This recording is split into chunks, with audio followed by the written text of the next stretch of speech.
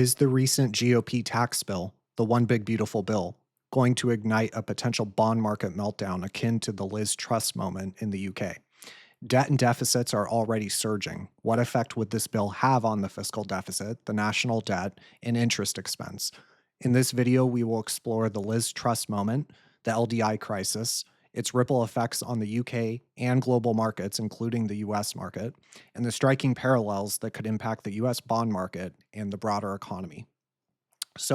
I recently did an interview with Aaron from Carnivore Trades, and due to the fact that I nailed a couple big predictions in our February interview, he asked me for a prediction, and I said, I'm very uncertain of many different asset classes and the direction of travel with a lot of things. But the one thing that I am somewhat confident in is that we could see a repeat of the Liz Truss moment that the UK experienced in the 2022.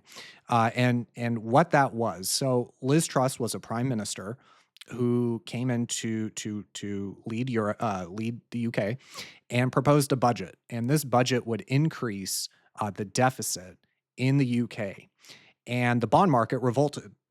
We can see that here in this daily chart. Each candle is one day. We can see that the 10-year gilt, their 10-year government bond yield, increased by 130 basis points in a matter of like 5 days. And so that was called the Liz Truss moment. And in fact, she was forced to resign by the bond market. The bond market forced the prime minister of a G7 country to resign. This is how important bond yields are. I know it's wonky, but it's very, very important. And the bond vigilantes are some of the most powerful people in the world, arguably.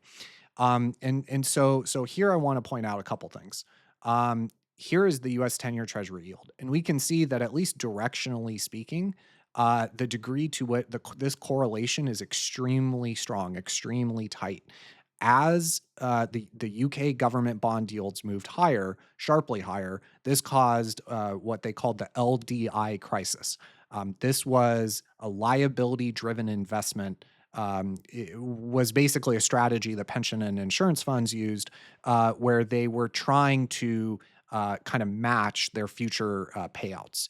And so they utilized leverage, and their goal was to be able to come up with the money that they would need in, say, 5, 10 years.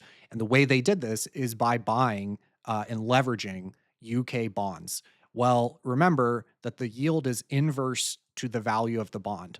This is what the value of the bond looked like in the Liz Truss moment. The value of the bond, the underlying bond, plummeted in value. And so that caused, a lot of insolvencies and bankruptcies. And remember, in financial markets, it's also about the speed at which these things happen. You can see that bond yields had been moving higher, right, through 21 and 22, given the kind of insane amount of money printing and government spending and inflation, therefore inflation all over the developed world. Bond yields had already been moving higher, but the reason this caused so many one of the big reasons this caused so many issues is the speed at which it happened. The rapidity and the velocity matters sometimes just as much as the overall move itself. And so we pointed out the correlation that we have to the 10-year Treasury, but I want to point out the interest rate differential. So remember, this is the difference between the British 10-year bond yield and the US 10-year bond yield. And this, even though the direction of those two yields is very similar, what really matters, at least in terms of the currency, is the spread. How much interest are you getting in the British 10-year bond yield in the bond versus the US bond? And that's what this purple line shows. And we can see that, say in June of 2022, we look over here, it was about negative 0.7, negative 0.8%, meaning you got higher rates in the US than you did in Great Britain if you were buying the same 10-year bond.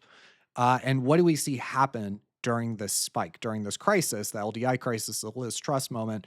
Bond yields started to move higher, spike higher. And remember, that meant the value of the collateral was plummeting in value. And in fact, they increased from about negative 0.2% all the way to a peak of 0.5%. So what that means is the spread increased by 70 basis points. But what happened to the currency? Here in green, we see the British pound over the US dollar.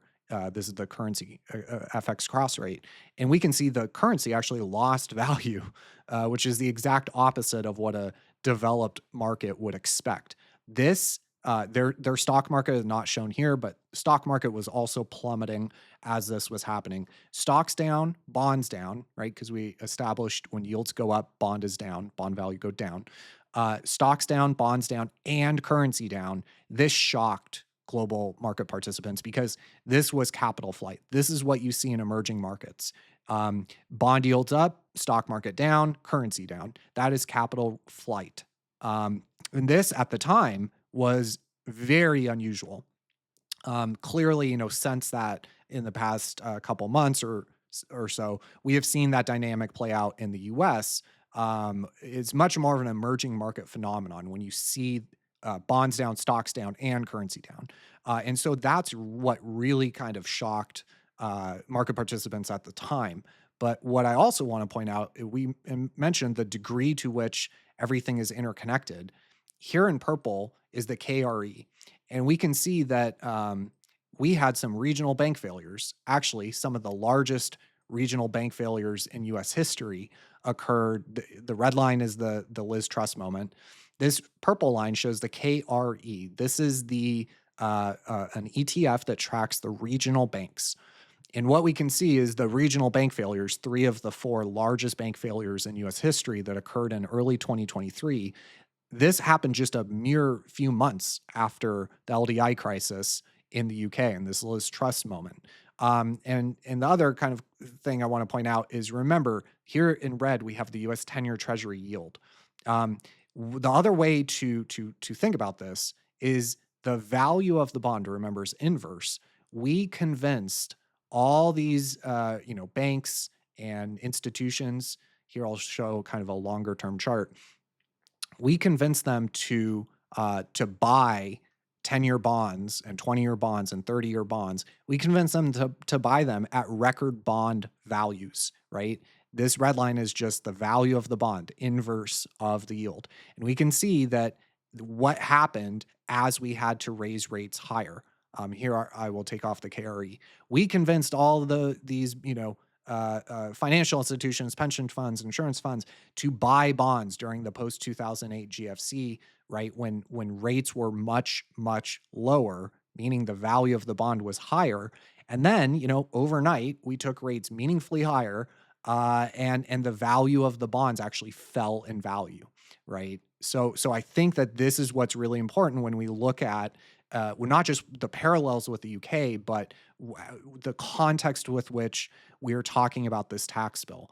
Now, I would highly recommend sticking around to the end. I came across one of the more insane charts I think I've ever seen, but it gets to this point of the context with which the US government debt, interest, and deficit are arguably already at a crisis level.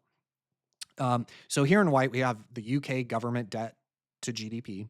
We can see that it spiked higher, right, as this red line, which is the deficit as a share of GDP. As this deficit increased, when the red line is falling, you can see over here, like at the peak of 2020, the deficit as a share of GDP was 15%. You can see the effect that has on debt to GDP. Because remember, the deficit is the difference, the gap between what a government is spending and what they're collecting in revenue. And so here in this dotted line, I kind of estimated this 2% budget deficit increase. It was about 45 billion pounds to their deficit increase. And that might not sound like a lot if you're in the US and we have this $2 trillion deficit. It's pretty insane, but their GDP is much lower, and deficit as a share of GDP is what really, really matters. Their GDP was only 2.2 trillion. So as a share of the GDP, the proposed budget that Liz Truss proposed was about 2% of GDP increase to the deficit. And that was an annual number, if I'm not mistaken. So here in the dotted line, I tried to estimate what that would look like. You can see that compared to 2008 or 2020, that's pretty small. But this, I think, indicates the degree to which the bond market is kind of tired of these structural deficits, not just in the US.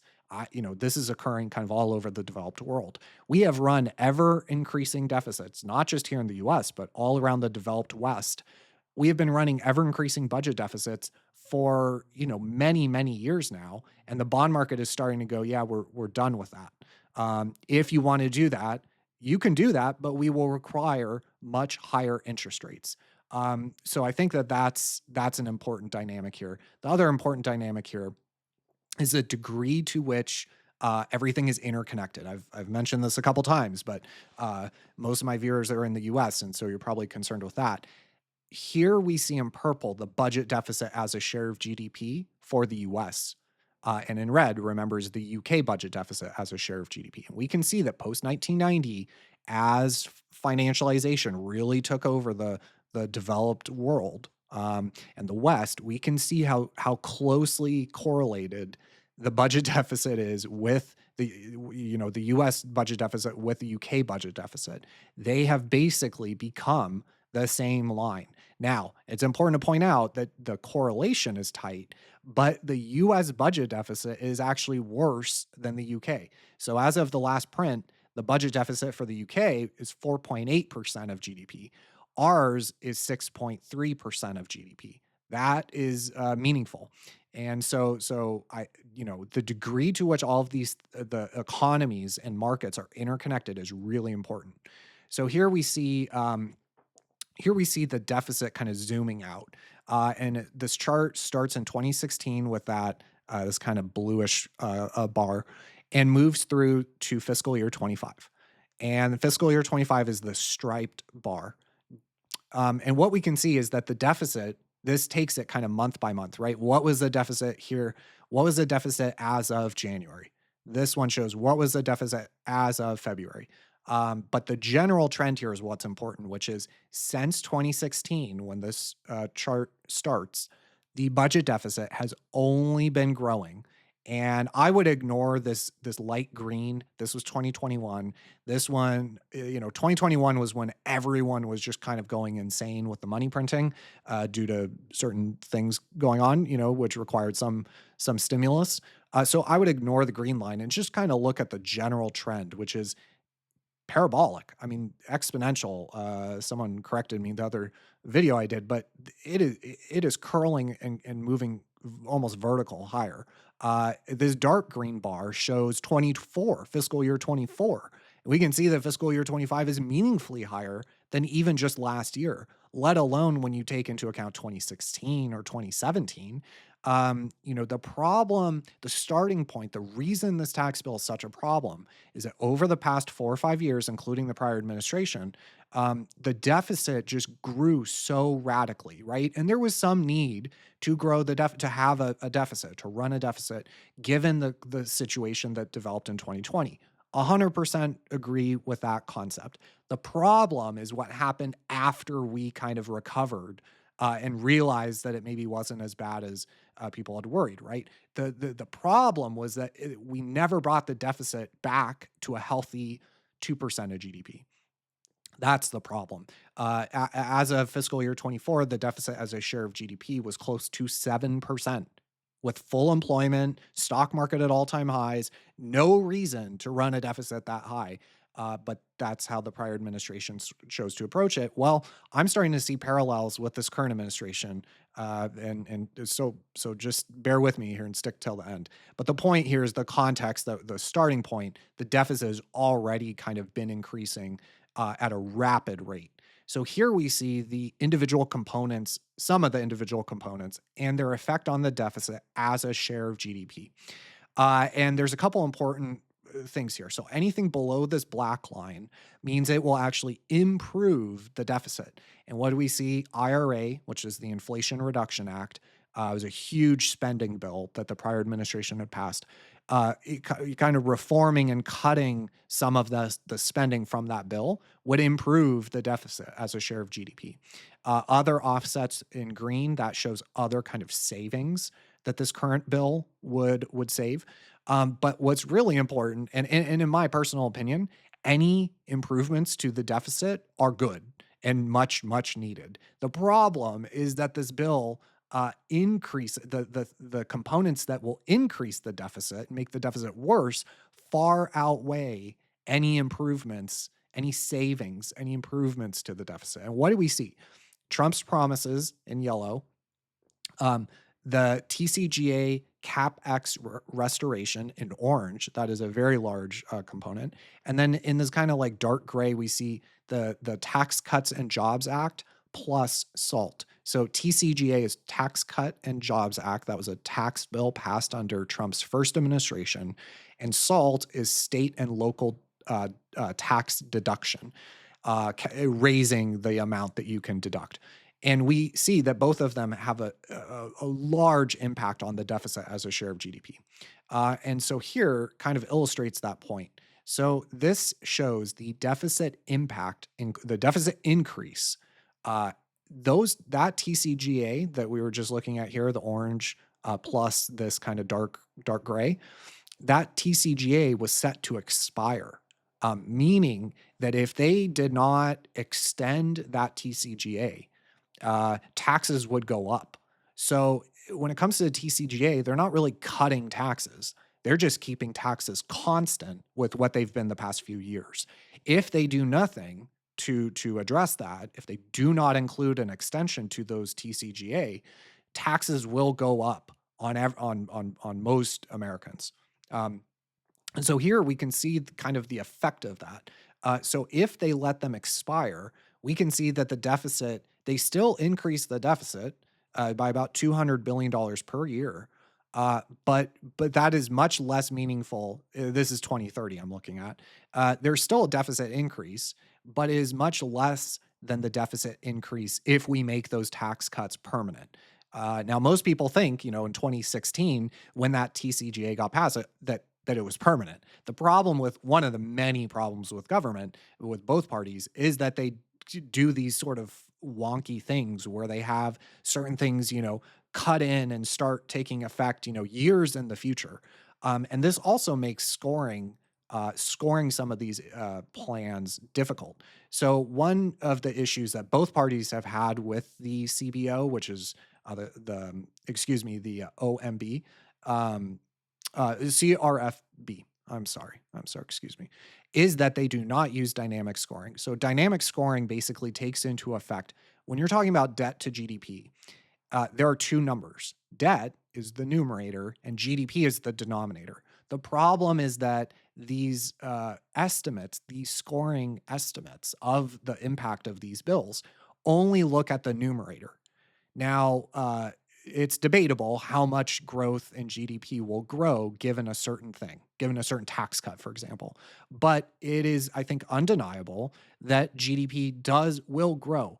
And if you can grow the denominator, which is GDP, faster than you are growing the debt, say, for example, if you cut taxes by 100%, if there was zero taxes anymore, well, like I, for one, would have, I don't know, $30,000 a year more money in my pocket, meaning I could spend it. And so it has a positive effect. You can cut spending, but that the by reducing taxes, you are increasing growth and the denominator. Um, the degree to which the point of that is you want to increase growth faster than you're increasing the debt. That's really the tricky thing. But that being said, this is something both parties have pointed out at different times. This estimate is about $2.75 trillion through the next 10 years in terms of deficit increase. This breaks it down by kind of component, HSAs, child tax credits, raising the standard deduction. This helps many, many kind of normal people. Again, extending the cuts will cost $2 trillion in annual deficits over the next 10 years. So about $218 billion per year just from extending those tax cuts. So here's the effect that would have on debt to GDP. Again, remember, debt to GDP is two numbers. This is assuming, this is the CBO estimate that I was just mentioning, does not use dynamic scoring. That being said, let's just kind of take it at face value. Blue shows kind of just where debt to GDP is headed, and it is only headed higher. kind of no matter what. But if you extend the TCGA, by the year 2045, debt to GDP will be, I don't know, what is that, 170%? It's currently about 120%.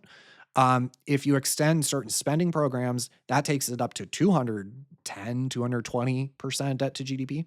Um, if you add 1% though to the interest rate, or 2%, especially 2%, to the average interest rate on the costs on the debt that we issue and have to refinance all the time, that really has this kind of exponential effect on the debt to GDP. Remember, interest is the fastest growing budget item for the US. It is more than defense spending. It is more than 20% of tax receipts. Interest is the problem. And again, stick around to the end because that chart will blow your mind. But interest is really what matters here. So, what effect would and here's another kind of visualization of that debt to GDP, and talks about some of the individual components. But you can see that even even if we let those tax cuts expire, and if we basically raise taxes on 100 million Americans, even if we do that, debt to GDP is headed higher.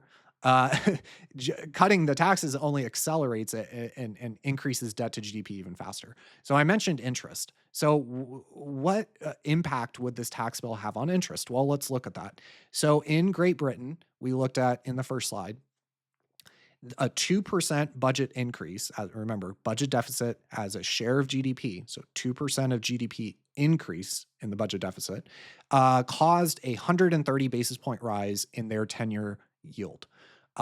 We are adding about 1%. It's actually slightly more, but call it about 1% of GDP, this tax bill. So, you take half of 130. And again, this is very quick and dirty math. This is very back of the napkin, rough estimate. I understand, this is not 100% precise, but that would account to about a 5.3% US 10-year yield. And now look, I think that's interesting because some very, very smart legendary bond traders have mentioned a 5.2 to 5.3 level on the US 10-year. So I think that is important, because it is not just this guy over here talking about higher 10-year yields. Some of the smartest bond guys in the world are talking about a 5.2 to 5.5% 10-year treasury. So what effect would that have on interest? So currently, the average interest rate on our debt, you take all of our debt and you find the average interest that we're paying on all that debt, it's about 3.3%. So if we took the 10-year treasury yield to it, if this is equivalent to what happened in the UK, and our 10-year treasury yield goes to 5.3%, 5.4, 5.5, that would indicate a delta, the difference between the current interest cost and this new cost, of about 200 basis points. Currently, the difference between the 10-year treasury yield and that average interest rate is about 120 basis points. Now, remember, every 50 basis point increase in this cost of the debt is another $185 billion per year in interest. So a 75 basis point increase, which again is half, right? Because our deficit is increasing half of what theirs did. We take half of their 10-year 10-year yield increase. We get 75 basis points.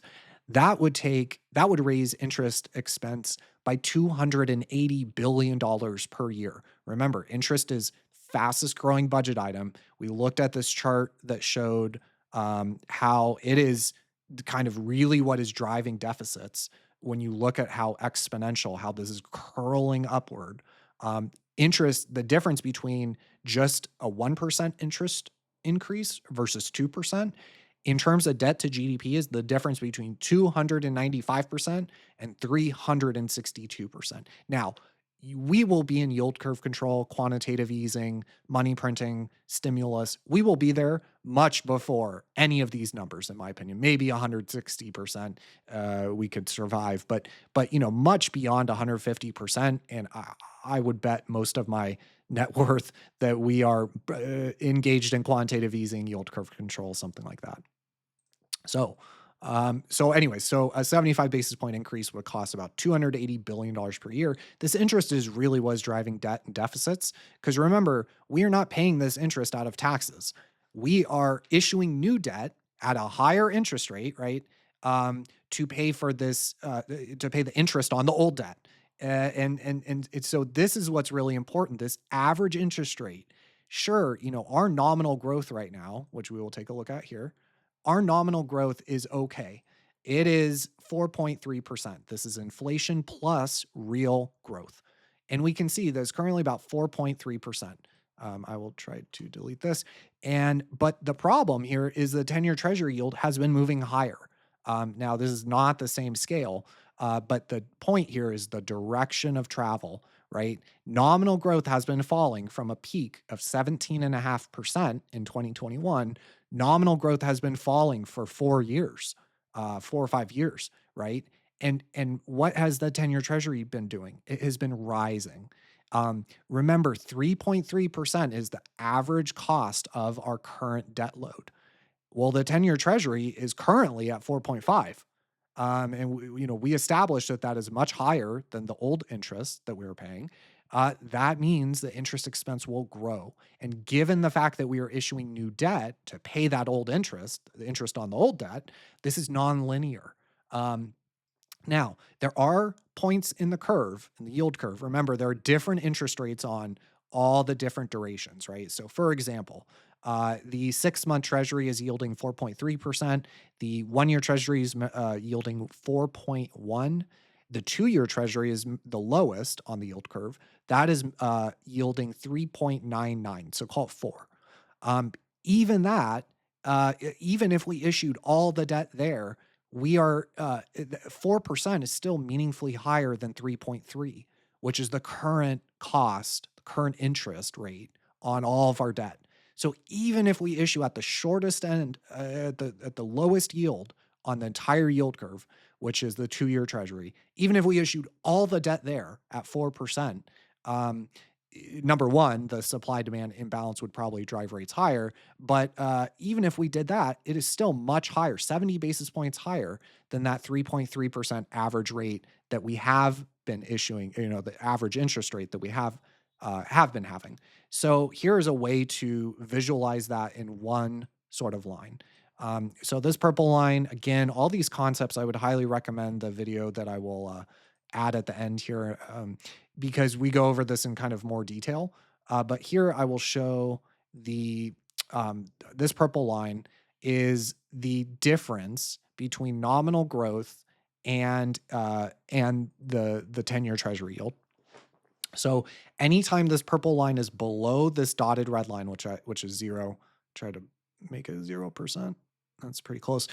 So anytime the purple line is below that dotted red line, that means that the interest, the cost of the debt on the 10-year is lower than nominal growth. This is, if you're a government, this is cool because you can increase debt. Deficits don't matter as much, right? You are growing faster to the point of denominator and numerator. You are growing faster than the debt, than the cost of the debt. If you're able to kind of, keep growth higher than the 10-year treasury yield, keep this purple line below the dotted red line, it's not too much of a problem. The problem here, and what I've been alerting in many of my recent videos, is that nominal growth, due to the fact that 10-year treasury yields are rising, well, yields across most of the curve are rising.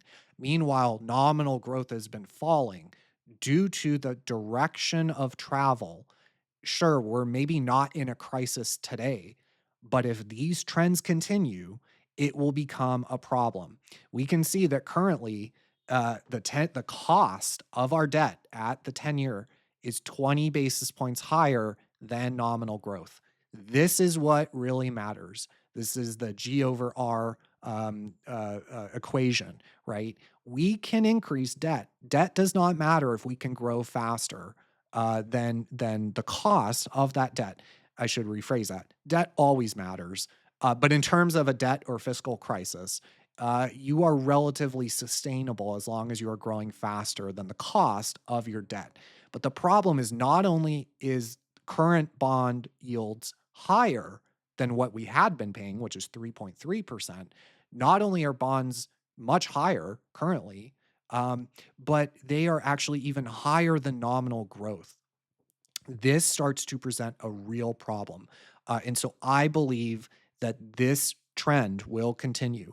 Now, I would caveat, I believe bond yields will move higher in an effort to try to get ahead of what we will cover now, which is here is that chart that I was alluding to. Here is the interest payments as a share of GDP for all these OECD countries, all these developed countries down here. And what we can see is that the US, as a share of GDP, I believe as of most recent data, it's 4.9%. Um, Interest expense as a share of GDP is like double what the next closest country is, which, by the way, is Greece. Had a debt crisis there themselves not too long ago. Iceland, 2.2%. Spain, 2.0%. Portugal, 2.0. Belgium, 1.9. Poland, 1.8. This is one of the reasons I like the Swiss franc. Is their interest as a share of GDP is 0.1% of GDP. But the point here is that interest has just for the US is just reaching kind of unbearable levels. Um, Whether it's 20% of tax receipts, which I think is the most notable level. This number as a share of GDP is important. As a share of tax receipts, 20% of tax receipts, 20% of government revenue is going just to the cost of servicing the debt. Or whether it's more than defense spending, right? This interest component is the problem. If you had to now, there are huge amounts of issues with Social Security and Medicare. Huge. I mean, you could do a talk for hours about the issues with those programs, or defense spending, which is over $1 trillion, and by the way, is being increased uh, during this most recent tax GOP bill. I think that's a problem too. You can pick many problems with those three kind of entitlement programs, whether it's defense spending, Social Security, Medicare. There are huge issues there. But in my opinion, the biggest problem that will spark not just issues with the bond market, but issue kind of a broader fiscal crisis is this interest. In my opinion, this is what will cause it. Because you can see here, for the US, this interest expense and the fact that the interest rate is moving above nominal growth. This is what's really going to cause problems. And by the way, just to point out, in 2020, here's when this real rate, this spread spiked to a high of 7.5%. Here in 2008, it spiked as high as 9.7%. This is when the deficit blows out. When your growth is falling and the interest rate doesn't move down as much as your growth is falling, that causes an increase in this real rate. This is one way of kind of talking about a real rate. This is the difference over nominal growth. This spikes higher. Your debt to GDP spikes higher. Anytime this red line moves, purple line moves above the red line, your debt to GDP is spiking higher. Your deficit is spiking and blowing out. And look at the direction of travel over the past 5 years. It is up. And, recently we can see that it is now poking its head above this red line. This is also a problem. Not only interest, but the fact that nominal growth is falling below the cost of the debt, the interest rate on the debt. So, just to finish up here, I think it's very notable with that concept of growth versus the interest rate on the debt. So, here are 3 quotes. When this administration came in, they were all about balancing the budget, cutting spending, right? Doge and all this cool stuff. And I was very skeptical for many reasons that I outlined in some pretty lengthy X posts. I was very skeptical. But I was optimistic because I think, any attempt to improve these fiscal issues is welcome by me. I think all Americans should welcome that. Um, but I was, pretty skeptical that they were. I was certainly very skeptical they were going to bounce the budget. But there was still this concerted effort, right? They talked a big game. Well, what have they been talking recently? So you have David Sachs in an interview. Chamath was pushing him about this tax bill and how it's blowing out the deficit. And David Sachs said, "You're trying to say that this bill must fix America's fiscal issues. It's just not gonna happen." Scott Bessent, who is the US Treasury Secretary, very critical of the prior administration, rightfully so, for the deficit that they were running, right? And the insane profligate spending, all those issues. He was very critical, rightfully so. But now look at what he's saying. Now he's saying, oh, don't worry, we'll grow GDP faster than the debt. He said, don't worry about debt to GDP, or debt to GDP doesn't matter as long as we'll grow GDP faster than the debt. Again, this goes back to this line. What he's saying is that he will run nominal GDP, remember, which includes inflation, run that hotter than the cost of the debt. Well, the bond market is going to sniff this out. And the bond market, like I mentioned in one of the prior slides, is getting sick and tired of this profligate spending all over the West. They are getting sick of the insane deficits. And this has been occurring. This is not just a recent thing. This has been kind of building for a decade or two. Foreign buyers of US Treasuries stopped purchasing US Treasuries on a net basis 10 years ago, actually 11 years ago. So this has been building. This is not a Trump thing. This is right. A lot of these things are big structural forces that have been building for many, many years. And then finally, Elon said, I've come to the obvious conclusion that accelerating GDP growth is essential. This was the king of Doge. This was the guy that said, oh, yeah, we'll balance the budget. I'm going to cut $2 trillion from the budget deficit. I was extremely skeptical of that at the time. And, we see they were only able to cut, if you take their numbers at face value, $150 billion per year, which is 1.5% of total federal spending. They cut 1.5%. That's it. Elon is surrendering. Bessent is surrendering and saying we're going to run financial repression. We're going to, run nominal GDP higher than the cost of the debt. David Sachs, right?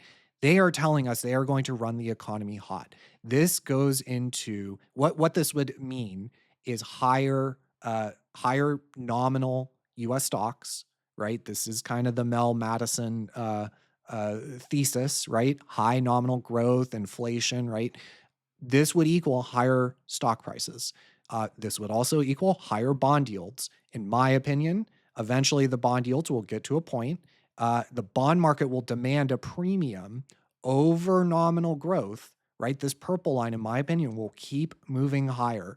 And this purple line will be the cause of that causes either the Fed to step in and start QE again, or some sort of more aggressive yield curve control, similar to what we addressed in our Japan video. Something like that. It'll be because of interest expense, number one, and number two, this purple line. These are the most important concepts or metrics, in my opinion, to watch, because the bond market is smart enough to understand. And by the way, sure enough, as soon as Bessent said this, bond yields started to move higher later that day. It was a Sunday. So this purple line, this spread between nominal growth and the U.S. Treasury yield, this is what really matters. And the bond vigilantes will make a recurrence. I am 100% convinced if they continue with this tax bill as written, it'll blow the deficit out even further from an already insane level.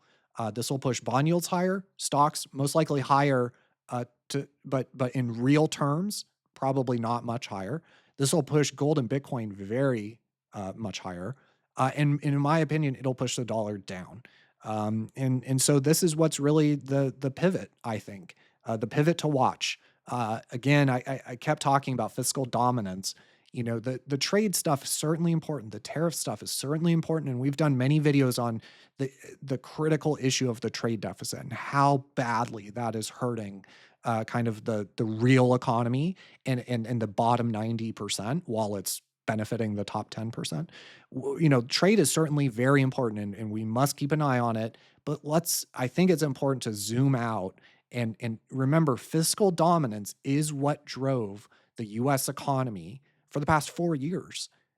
We need to start talking about fiscal dominance again, especially with the tax bill as it's written. Now, the Senate could revise it, right? Because the House of Representatives passed it. It went to the Senate, and the Senate could make revisions, cut spending, maybe boost tax revenues in certain areas.